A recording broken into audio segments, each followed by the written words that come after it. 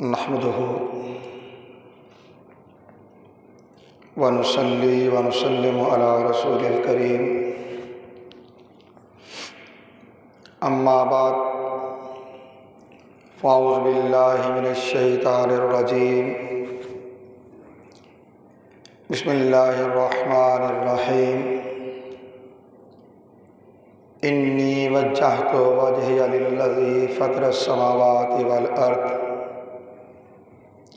حنیفا وما انا من المشرکین صدق اللہ مولانا العظیم ان اللہ وملائکتہ یصلون علی النبی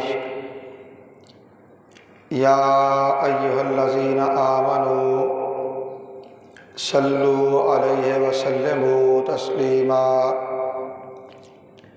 درود پاک بابات منقلج الصلاۃ والسلام علیکہ یا سیدی یا رسول اللہ وعلی آلک واصحابک یا سیدی یا حبیب اللہ۔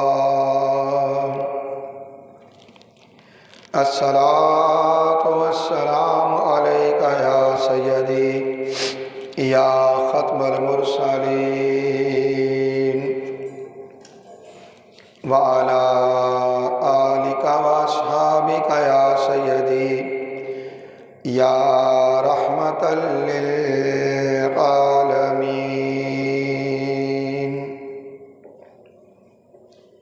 اللہ رب العزت کی حمد و ثنا اور اس کے پیارے حبیب حضور احمد مجتبیٰ محمد مصطفیٰ علیہ طیت و ثنا کی بارگاہ بے کس پناہ میں ہدیہ درود و سلام کے بعد حاضرین و سامعین محترم، اللہ رب العزت کا بے پایہ فضل و احسان ہے جس کی توفیق سے ہم جمعۃ المبارک کی ان بابرکت ساعتوں میں اللہ کے گھر میں حاضر ہیں۔ عنوان گفتگو کے طور پہ سورہ انعام کی آیت 80 کی تلاوت کا شرف حاصل کیا، جس میں اللہ رب العزت نے حضرت ابراہیم علیہ السلام کی نسبت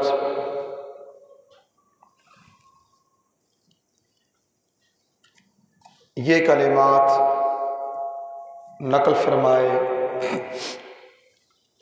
اور اہل ایمان اپنی نمازوں کا آغاز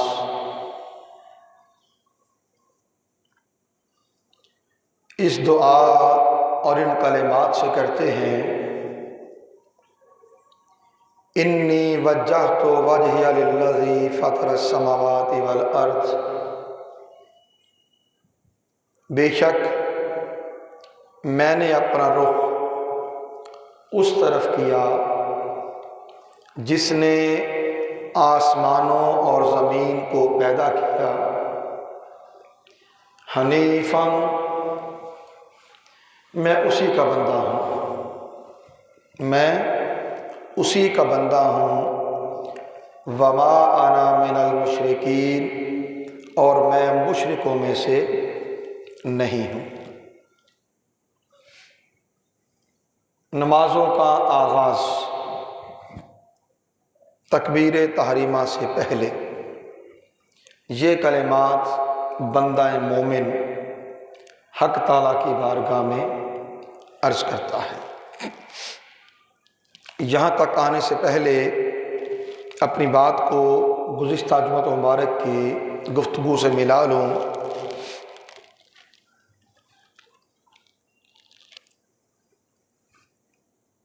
نماز میں دل کی حضوری کیسے حاصل ہو، اور اس حوالے سے نماز کی بنیادی شرائط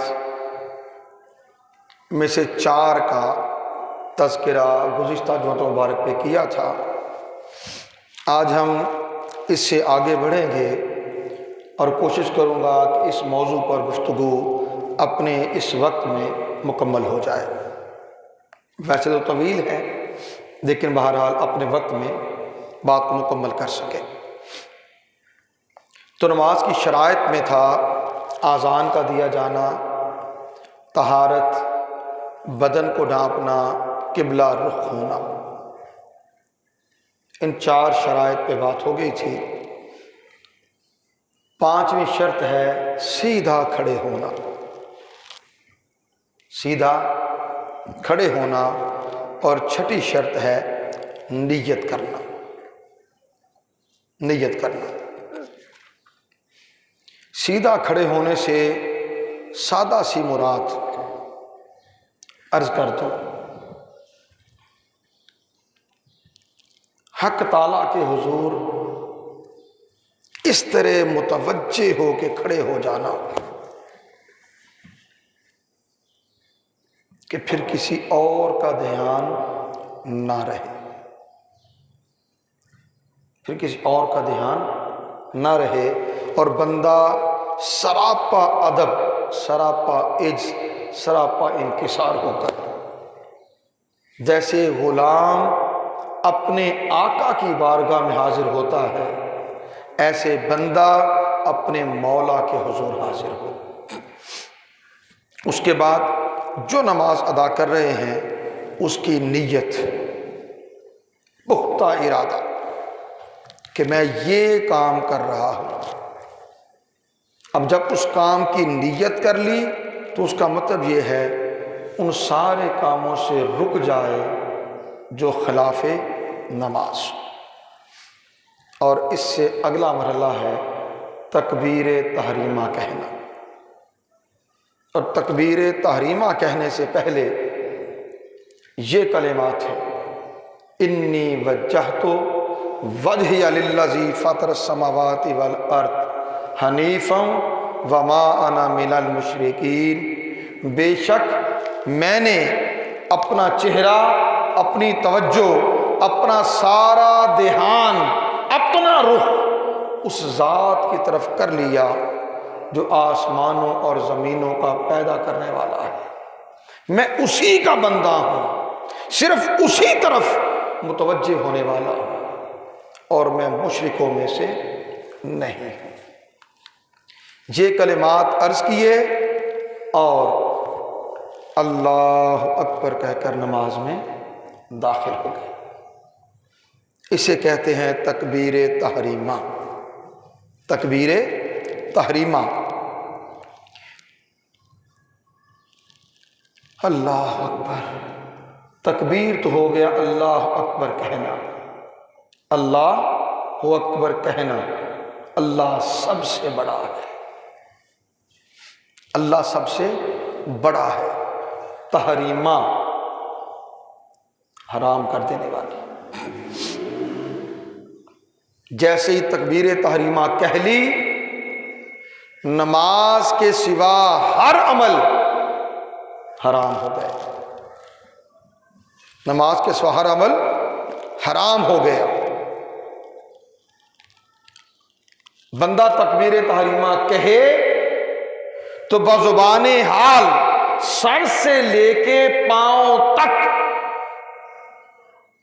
اس کے اندر یہ احساس جاگزی ہو کہ میں سب سے بڑی ذات کے حضور حاضر ہوں، سب سے بڑی ذات جو سب سے بڑا ہے، میں اس کے حضور حاضر ہوں۔ اس کی عظمت، اس کی جلالت، اس کی شان اس کے دل کی دنیا پر غالب ہو، پھر یہ بات ہوگی کہ یہ بندہ سچ کہہ رہا ہے۔ اور اگر ایسا نہ ہو سکا تو پھر گویا ہم جھوٹے ہیں۔ اور یہ بات اللہ رب العزت نے رسول کریم صلی اللہ علیہ وسلم کی زبان اقدس سے قرآن حکیم میں کہلوائی۔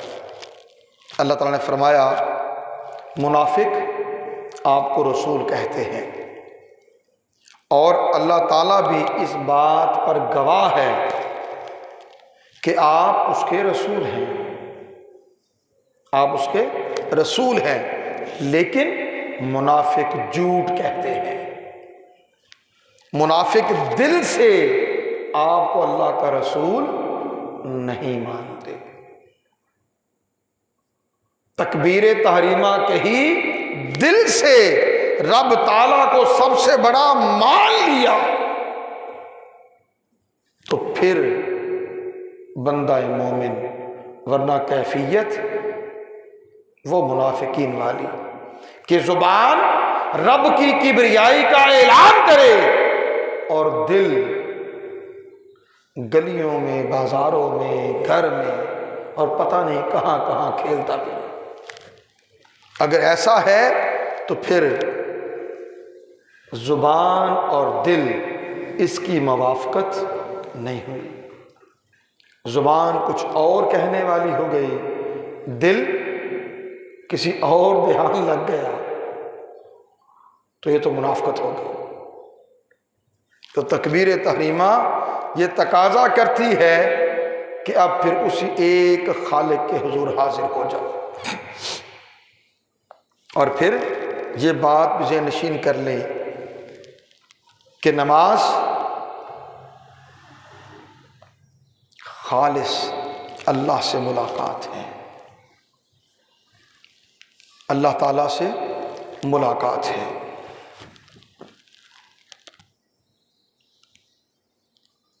اللہ تعالیٰ نے ارشاد فرمایا فَمَنْ كَانَ يَرْجُو لِقَاءَ رَبِّهِ فَلْيَعْمَلْ عَمَلًا صَالِحًا۔ تو جس شخص کو اپنے رب سے ملنے کی امید ہو، اسے چاہیے کہ اچھے عمل کرے۔ وَلَا يُشْرِكْ بِعِبَادَةِ رَبِّهِ أَحَدًا، اور اپنے رب کے ساتھ کسی اور کو شریک نہ ٹھہرائے۔ بندہ مومن تو اپنی ساری زندگی کے حوالے سے یہ کہنے والا ہوتا ہے ان صلاتی و نسکی و محیای و مماتی للہ رب العالمین، بے شک میری نماز، میری قربانی، میرا جینا، میرا مرنا اللہ کے لیے ہے جو تمام جہانوں کا رب ہے۔ جب یہ خیال اور تصور غالب ہے تو چاہیے کہ بندے کا حال اس غلام جیسا ہو جو اپنے نفس اور اپنی خودی کو مٹا کر اپنے آقا اور اپنے مالک کے حضور حاضر ہو گئے۔ ثنا پڑھ لی، اللہ کی حمد و ثنا، سبحانک اللہم و بحمدک، اے اللہ تو پاک ہے، ساری تعریفیں تیرے ہی لیے ہیں۔ وتبارک اسمک، تیرا نام برکت والا ہے۔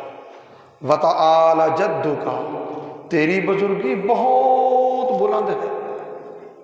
ولا الہ غیرک، تیرے سوا کوئی معبود نہیں۔ بندہ رب تعالیٰ کی ثنا کہہ رہا ہے۔ اب یہ جو کلمات ادا کیے جا رہے ہیں، اگر تو وہ جان رہا ہے کہ میں اپنے رب کے حضور کیا عرض کر رہا ہوں، تو اس کے اثرات اس کے ظاہر پر بھی وارد ہوں گے، اس کے باطن پر بھی وارد ہوں گے۔ اپنے رب کی تعریف کر رہا ہے تو جب کسی کی تعریف کی جاتی ہے، فطری سی بات ہے، تعریف کرنے والا وہ چاہتا ہے کہ جس کی تعریف کر رہا ہوں وہ میری طرف توجہ بھی کرے، وہ میری طرف توجہ بھی کرے، وہ میری طرف دھیان بھی کرے۔ اور اگر بندے کا اپنا دھیان ہی رب تعالیٰ کی طرف نہ ہو، اگر بندے کا اپنا دھیان ہی رب تعالیٰ کی طرف نہ ہو تو وہ دھیان کرے نہ کرے کیا فرق پڑتا ہے؟ مگر جب بندہ جانتا ہوگا میں کہہ کیا رہا ہوں، میرے الفاظ اور کلمات کس لیے ادا ہو رہے ہیں، پھر ہی یہ احساس ہوگا کہ میں اس کی ثنا کہہ رہا ہوں، میں اس کی تسبیح کہہ رہا ہوں، میں اس کی حمد کہہ رہا ہوں، اور پھر چاہے گا وہ توجہ بھی کرے، وہ توجہ بھی کرے۔ ثنا پڑھ لی، اعوذ باللہ من الشیطان الرجیم، میں پناہ مانگتا ہوں اللہ تعالیٰ کی شیطان لعین سے، شیطان رجیم سے۔ بندے نے اپنے رب کے حضور یہ عرض کر لیا، اب اس کا یہ کہہ دینا گویا اسے ایک مضبوط قلعے میں لے آتا ہے کہ وہ خود کو شیطان سے بچاتے ہوئے رب تعالیٰ کے قلعے میں محصور کر لے، دنیا سے چھٹکارا پا کر فقط اسی کا ہو جائے۔ حدیث قدسی ہے، رسول کریم صلی اللہ علیہ وسلم نے فرمایا، اللہ تعالیٰ فرماتا ہے لا الہ حسنی فمن دخل حسنی آمن من عذابی، کلمہ طیبہ میرا قلعہ ہے، جو شخص میرے قلعے میں داخل ہو گیا وہ میرے عذاب سے محفوظ ہو گیا۔ ولا الہ غیر، کہا نا تیرے سوا کوئی معبود نہیں، جب اس کے سوا کسی کو مانا نہیں تو اس کا لا الہ کہہ دینا اسے لا الہ کے قلعے میں محفوظ کر دے گا۔ اب ایک بڑی خاص بات، شیطان لعین کا ایک فریب یہی بھی ہے، ایک دھوکہ یہ بھی ہے کہ بندے کو نماز کے دوران آخرت کی فکر میں لگا دے، بھلائی کے کاموں میں لگا دے، دائیں بائیں اچھے کام کرنے کی سوچ بچار میں مشغول کر دے، جو کچھ کلمات نماز کے دوران ادا ہو رہے ہیں اسے نہ سمجھے، ادھر دھیان نہ رہے، دائیں بائیں کام نیکی کے ہیں، کام نیکی کے، مگر بندے تو اللہ کے حضور حاضر ہے، تیری نماز سے بڑھ کر بھی کوئی نیکی کا کام، تو اپنے مالک و مولا کے حضور حاضر، اور تیرا دھیان سیر و تفریح کر رہا ہے، کس کو کھانا کھلایا، کس کو پانی پلایا، اس کی مدد کی، یہ کام کر لیا، وہ کام کر لیا۔ اب یہ سارے کام بھی اچھے تو ہیں مگر رب تعالیٰ کی طرف سے دھیان کو ہٹانے والے ہیں، لہذا اس بات کا بھی دھیان رہے کہ جو چیز تمہیں قرات کا مفہوم سمجھنے سے روکے، جو کلمات تم اپنی نماز میں حق تعالیٰ کے لیے ادا کر رہے ہو، اسے جاننے سے جو چیز بھی تجھے روکے اپنے آپ کو اس سے دور رکھ، وہ سارے وسوسے ہیں، وہ سارے کیا ہیں؟ بول لیں، وسوسے، خیالات و تصورات جو تیری توجہ کو حق تعالیٰ کی طرف سے ہٹانے والے ہیں۔ نماز کا تو مقصود ہی یہ ہے کہ تیری ساری توجہ صرف تیرے خالق و مالک، تیرے رازق اور تیرے معبود برحق کی طرف ہو۔ اگر پھر بھی تو دائیں بائیں کاموں میں الجھا رہا تو نماز کا مقصد تو فوت ہو گیا، نماز کا مقصد تو فوت ہو گیا۔ جب نماز کا مقصد ہی فوت ہو گیا تو پھر عادت پوری کرتے رہے، پھر عادت پوری کرتے رہیں، کیونکہ وقت ہمارا ہو گیا، لگتا ہے کہ آئندہ جمعہ بھی اسی موضوع کو آگے لے جانا پڑے گا۔ بہرحال ابھی کے لیے آخری بات، نماز کی تاثیر کیا ہے؟ تاثیر، ان الصلاۃ تنہا عن الفحشاء والمنکر، نماز کی تاثیر یہ ہے کہ وہ بے حیائی کے کاموں سے روکتی ہے، وہ برے کاموں سے روکتی ہے۔ یہ نماز کی تاثیر ہے۔ حاصل کب ہوگی؟ جب نماز کو اس کے مقصد کے ساتھ ادا کریں گے۔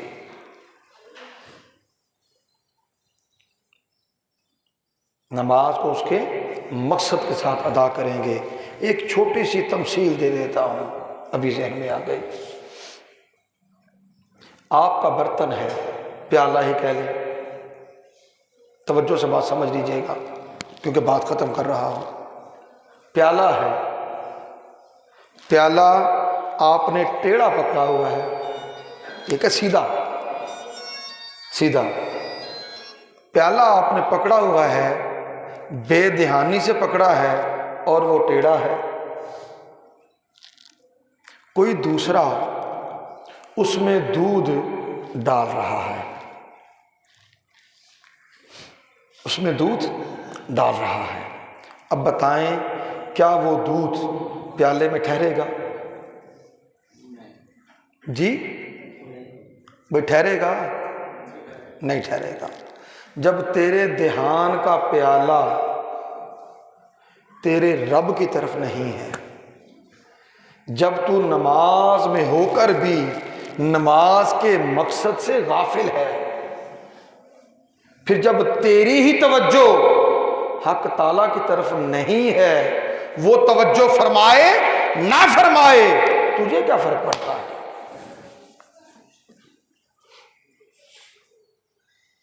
تجھے کیا فرق پڑتا ہے؟ سو اپنے دھیان کا پیالہ سیدھا رکھیں۔ نماز کے لیے ہیں تو اپنی نماز میں رہیں، نماز کے مقصد کو پائیں، اپنی توجہ حق تعالیٰ کے حضور رکھیں، پھر اس کی توجہ بھی کام آئے گی۔ ورنہ سیدھی سی بات،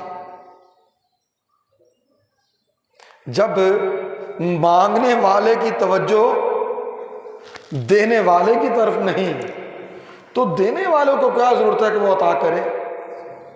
جی پنجابی میں کہتے ہیں اگر معمول میں کوئی کہے کہ بھائی مینوں بھی دے، دھیان ادھر پا دے یار، اتنے پا دے یار، تو منہ تو سیدھا کر، میں دے بھی دینا، تو ساڈا ہی منہ سیدھا نہ ہوئے۔ بات سمجھ آ رہی ہے؟ اللہ تعالیٰ ہمیں نماز کو اس طرح ادا کرنے کی توفیق عطا کرے کہ جب ہم اپنے رب کے حضور حاضر ہو جائیں، انی وجہت وجہی للذی فطر السماوات والارض حنیفا،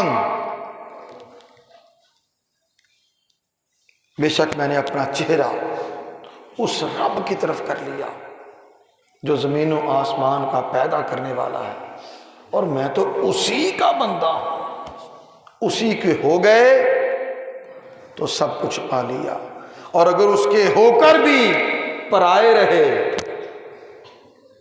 تو پھر میں کیا کر سکتا ہوں؟ وما علینا الا البلاغ۔